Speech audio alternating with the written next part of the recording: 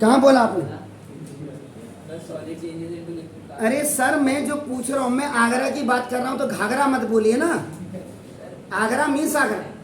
ताजमहल किसने बनवाया? वो नहीं, मुमताज के हस्बैंड ने बनाया। ये कहने की जरूरत क्या है? शाहजहां ने बनाया, सिंपल सी बात। अब तो पहले यह भी, मुमताज कौन थी? शाहजहां की बीवी थी। अब शाहजहां कौन था? वो एम्परर के बारे में। ताजमहल किसने बनाया? फ्यूजन का मतलब आपने बिल्कुल सही बोला, इसमें कोई दो राय नहीं है कि सॉलिड टू लिक्विड चेंज, लेकिन मैंने कहा फ्यूजन का मतलब मेल्टिंग। मैं कहता इसको डिफाइन करो कैसे, हाउ, तो तब आप बताते सॉलिड टू लिक्विड चेंज। समझ रहे मेरी बात? समझ रहे? आम का पेड़ लगाओगे तो अमरूद उसमें नहीं होगा ना, आम ही होगा, चाहे वो बच्चा आम हो या बड़ा वाला आम हो।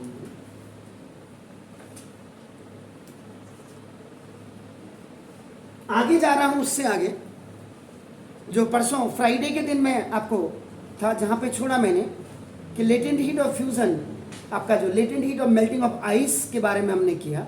तो ना दो, इसका मतलब the latent heat LH, the latent heat of fusion, ये जहां पे मैं फ्यूजन कह रहा हूं, इसका मतलब आप समझ लीजिएगा melting of a solid is the quantity of heat आपका in joules required to convert 1 kilogram of solid। Solid का मतलब यहां पे हमने आपको आइस के बारे में ही कहा। सॉलिड टू लिक्विड, लिक्विड में आपका चेंज करना आपका नाम without change in temperature. Temperature में कोई तब्दीली नहीं है आपका नाम, कोई राइज नहीं हुआ आपका नाम। देखो तो the latent heat of fusion, किसी भी सॉलिड का जो आपका मेल्टिंग आपका नाम होगा, उसका जो लेटेंट हीट आपका नाम, क्वांटिटी हीट की वो क्वांटिटी है जिसमें 1 किलो सॉलिड को कन्वर्ट किया जाता है आपका नाम। देखो दिस लिक्विड में, जिसमें आपका एक इसमें जूल की जरूरत होती है आपका नाम, हीट इन जूल्स आपका नाम होगा। तो इट हैज बीन एक्सपीरियंस, आपका ये एक्सपीरियंस, ये अनुभव किया गया है आपका नाम। देखो कि नाउ कि 3.34 into 10 to the power 5 joule of heat has to be required now to change 1 kg of ice as its melting point to water at the same temperature at 0 degree centigrade. ये मतलब आपका नहीं। इसका मतलब कि अगर आप 1 किलोग्राम आइस लेंगे जो सॉलिड है आपका नाम, देखो दिस इज, तो उसको अगर आप मेल्ट करेंगे, यानी कि उसको अगर आप फ्यूजन करेंगे, तो उसके लिए आपका 3.34 into 10 to the power 5 joule की लेटेंट हीट आपका होती है। इसका मतलब क्या होगा कि the latent heat of fusion of ice is 3.34 into 10 to the power 5 joule per kilogram। The latent heat of ice, ये देखो ice is about 3.34 into 10 to the power 5 joule per kilogram। 1 kilogram पानी को melt करने के लिए आपको 3.34 into 10 to the power joule, यानी कि 3.34 into 10 to 5 joule heat energy की जरूरत होती है। ठीक हो गया सर? क्लियर हो गया? नाउ इसका मतलब जो हीट एनर्जी की आप बात कर रहे हैं, the heat energy is used for changing the solid, यानी कि सॉलिड का मतलब यहां पे आपने क्या बोला, मैंने आइस आपका बोला है, आइस बाय ब्रेकिंग का मतलब ओवरकमिंग आपका, जिसको आप कहते हैं द फोर्स ऑफ अट्रैक्शन आपका नाम between its particles, between its particles. ये हो गया सर आपका नाम. Where does the heat energy go? Heat energy कहाँ जाती है? वो हीट एनर्जी, ये जो आपका क्वेश्चन अगर आपको कोई पूछे, ये लिखने का मतलब है तो ना, where हीट एनर्जी गो, कहाँ जाती है आपका नाम. ठीक है, आप इसमें वेयर डस भी लिख सकते हैं. वेयर डस हीट एनर्जी को कहाँ जाती है? Heat energy is use up for changing the solid by breaking overcoming the force of attraction between इसके जो पार्टिकल्स के बीच में, सॉलिड में जो पार्टिकल्स होते हैं उनके अंदर क्या होता है? इंट्रामोलिकुलर स्पेस बहुत कम होते हैं. They are very much close packed with each other. उनमें मोशन काइनेटिक एनर्जी ना के बराबर होती है. लेकिन उसी को जब मोशन में लाना है आपको क्या है? टेम्परेचर देना पड़ेगा, हीट एनर्जी देनी पड़ेगी. हीट एनर्जी आपने दिया, उसके जो पार्टिकल्स के बीच में जो प्लेसिंग होगी वो धीरे धीरे एक दूसरे से आपका दूर भागने पड़ेंगे. जो दूर भागते हैं इसका मतलब फोर्स ऑफ अट्रैक्शन क्या होगा? उनके बीच में आपका कम होने लग जाएगा. लेकिन लेटेंट हीट की हम बात कर रहे हैं कि ब्रेक होने के बाद भी सॉलिड के फोर्स ऑफ अट्रैक्शन आपका पार्टिकल्स के बीच में टूटने के बाद, ब्रेक होने के बाद, उनकी प्लेसिंग कम होने के बाद भी उसमें कोई भी टेम्परेचर में राइज नहीं होता. That's called the latent heat of fusion. Any confusion? Is it clear? अब इसके बाद दूसरा क्वेश्चन अगर आपका बनता है, क्वेश्चन 1, एक तो व्हाई डज हीट एनर्जी गो, ये कहाँ जाती है? वेयर. तो ये हो गया. अब इसके बाद why the temperature of melting ice does not rise even though heat is being supplied continuously.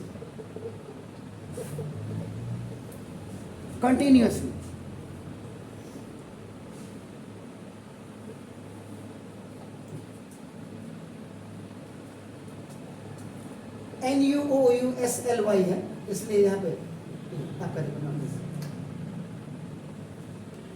Ice की जो मेल्टिंग जब आप करते हैं आपका नाम कहाँ जाता है? वो टेम्परेचर राइज आपका नहीं होता है. अगर आपका नाम देखो, जब आप उसमें कंटिन्यूसली लगातार आपका हीट आप उसको देते हैं. Rise even through heat is being supplied continuously. Ice क्या है आपका? अब आंसर में आइस क्या है जी? That is a solid substance. आप 10 बार मुझसे क्वेश्चन पूछिए सर, राइज करिए. आपका क्वेश्चन आपको भी राइज करना पड़ेगा, टेम्परेचर भले राइज हो ना हो लेटेंट हीट में. इसका मतलब ये जो आपका जो आइस आप देख रहे हैं, आइस जो आपका सॉलिड सब्सटेंस है, इसके अंदर आपका intramolecular space is the least. यानी कि ऑल द पार्टिकल्स कहिए, आयंस कहिए, एटम्स कहिए, molecules are closely packed with each other.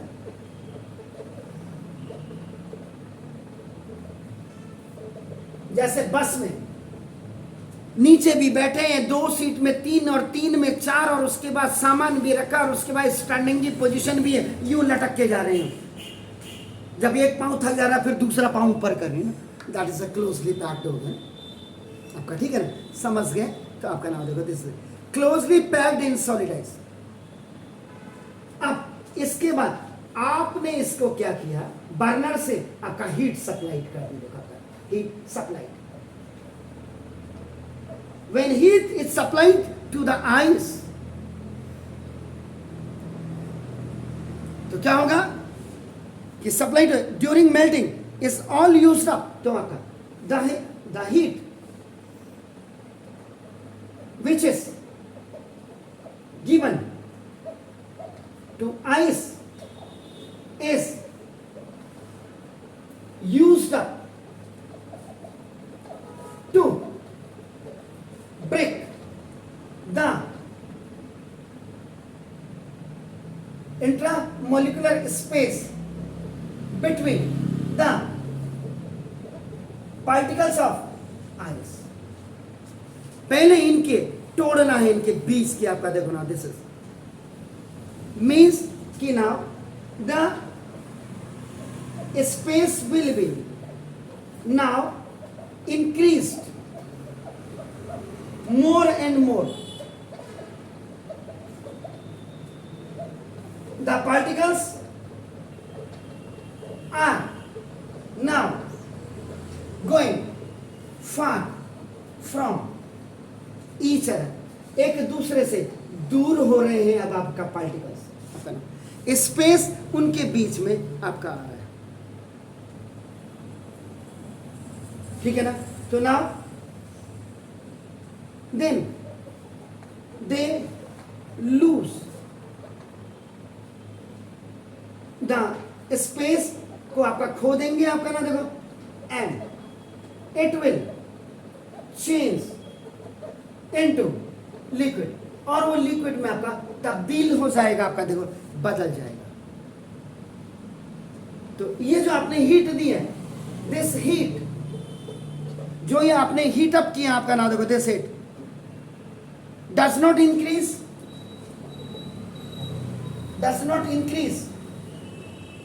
The kinetic energy, के का मतलब आपका kinetic energy of the particles की काइनेटिक एनर्जी को ये आपका इंक्रीज नहीं करेंगे आपका ना देखो, this is and hence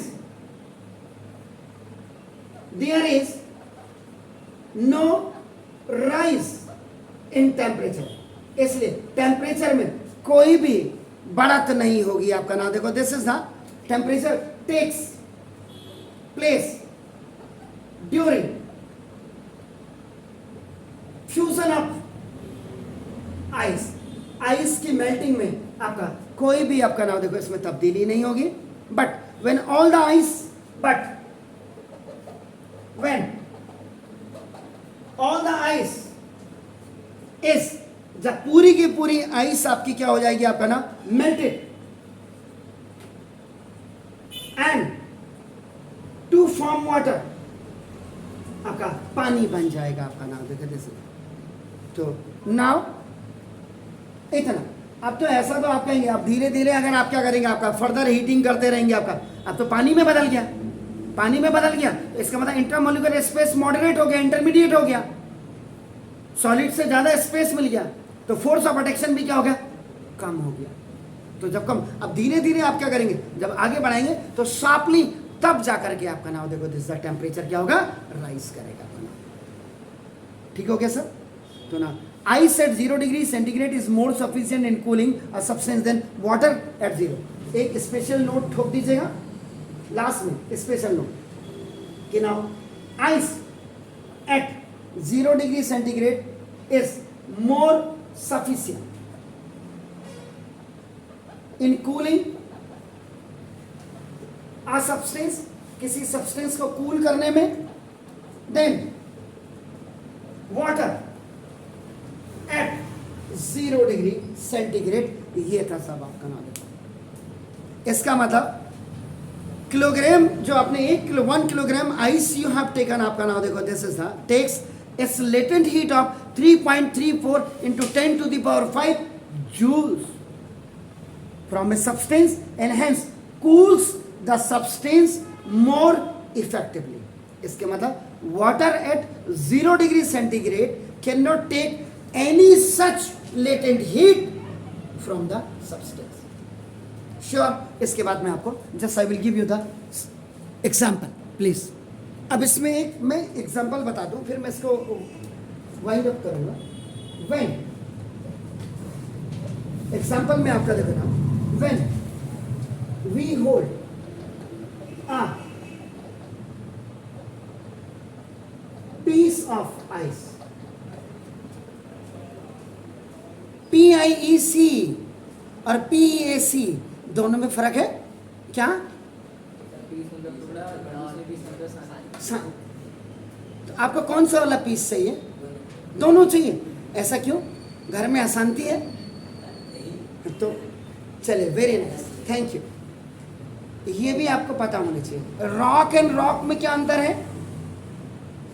rock जैसे ये पीस और ये पीस में आपने कहा इस टुकड़े में शांति है या इस शांति में टुकड़ा है। अब ये ऐसे ही ROC और ROC के रॉक और इस रॉक में क्या अंतर है?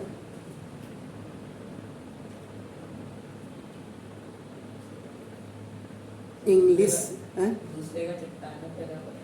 दूसरे का चट्टान है, पहले वाले का पता नहीं। ये अपने मास्टर को भी पूछो जरा।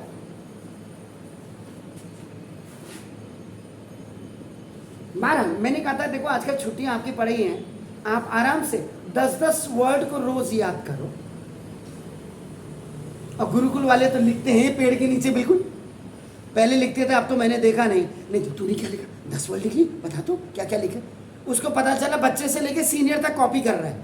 एक डायरी बनी होती थी, उसको बनाने से नहीं तुम है, अभी भी होती है, क्या फायदा उसका? हाँ तो क्या मतलब उसका, जब आपको उसको जिंदगी में नहीं ढाला तो। अगर आप एक दिन में 10 लिखते हैं तो आपका देखो महीने में आपका कितना होगा? 300।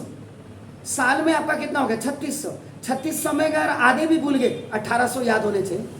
1800 अगर आपने वर्ड मीनिंग याद की, आपकी वोकेबलरी स्ट्रांग हो गई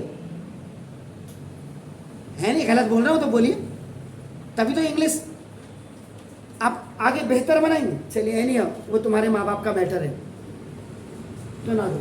तो when we hold piece of ice, आपका ना दो, इट फील्स, आपका क्या महसूस करते हैं? आपका जी ठंडा ठंडा कूल कूल बहुत। आपको जैसे आपने हथेली में, देखो ये दिख रहा है ये आपका, जैसे आपने आइस रखा, आपने देखो ये हथेली में, तो आपको ठंडा ठंडा कूल कूल नजर आता है। क्यों? वाई बताइए। अरे क्योंकि ठंडा है, बर्फ ठंडा है इसलिए ठंडा लगता है। तुम्हारी ऐसी की तैसी। द पीस ऑफ आइस, आपका ना देखो, हेल्ड इन आवर पाम, वैसे तो पाम होना चाहिए, हथेली में आप रखेंगे इसको, हाथ में तो न रखेंगे। स्टार्ट्स मेल्टिंग, ये आपका पिघलने लग जाएगा। दिस आइस टेक्स, आपका नाम देखो, the latent heat which is required for fusion, या मेल्टिंग के लिए जिसकी जरूरत पड़ती है, आपका नाम देखो, फ्रॉम आवर पाम, हमारी हथेली या हमारे हाथ से, एंड आवर पाम लूजेस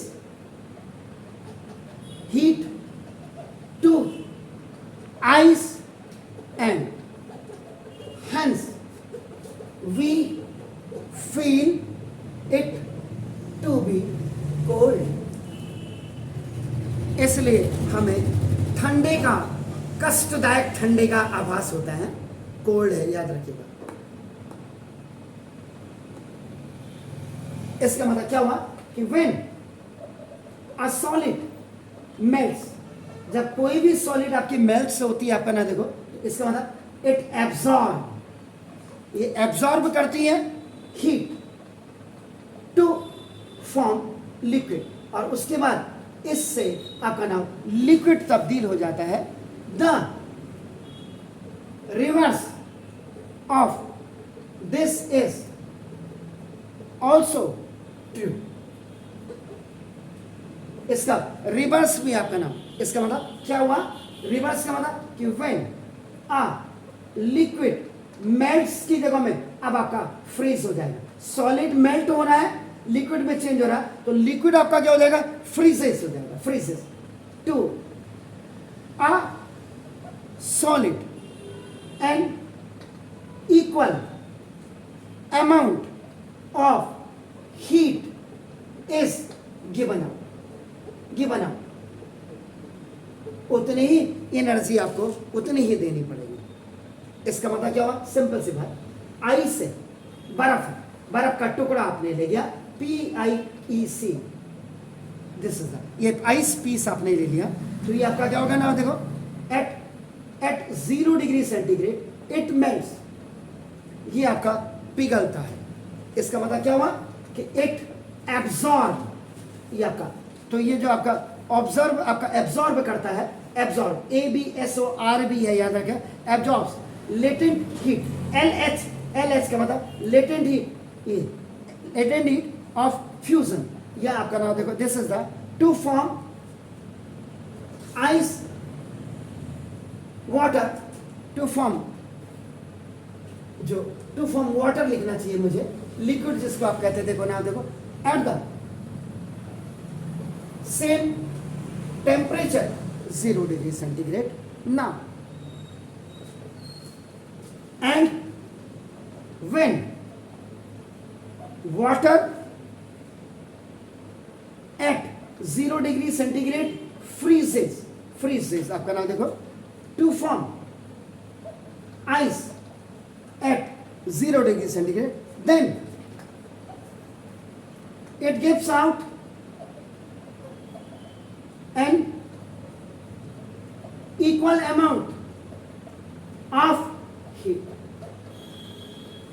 ये देखिए आपका नाम, तो ये आपका, ये फॉर्मूला आपको याद होना चाहिए कि कितना आप देंगे और कितना आप लेंगे, दोनों अमाउंट आपका नाम जो है ये मेल्ट होगा तब भी 0 डिग्री सेंटीग्रेड, और फ्रीज करेंगे तब भी आपका 0 डिग्री एब्जॉर्ब, और आपका ना गिवन आउट आपका जो लिखा आपने, ये आपका टेम्परेचर सेम लगेगा। तो ये था लेटेंट हीट ऑफ फ्यूजन, जिसमें आपका सॉलिड टू लिक्विड चेंज हो रहा है। अब कल जी ये this, when a solid melts it absorbs heat to form liquid, the reverse, REVERSE, the reverse of this is also true। also true का मतलब जब लिक्विड आपका सॉलिड में फिर चेंज होगा, उस समय भी आपको आपका given amount of heat energy, आपका equal amount of heat energy, वो आपका गिवन आउट होगा। तो कल मैं आपका लेटेंट हीट ऑफ वेपोराइजेशन के साथ जाऊंगा, जिसको लिक्विड टू गैस चेंज कहेंगे। कल आपसे मुलाकात होगी। Have a nice morning. पढ़िएगा और कमेंट्स जरूर दीजिएगा।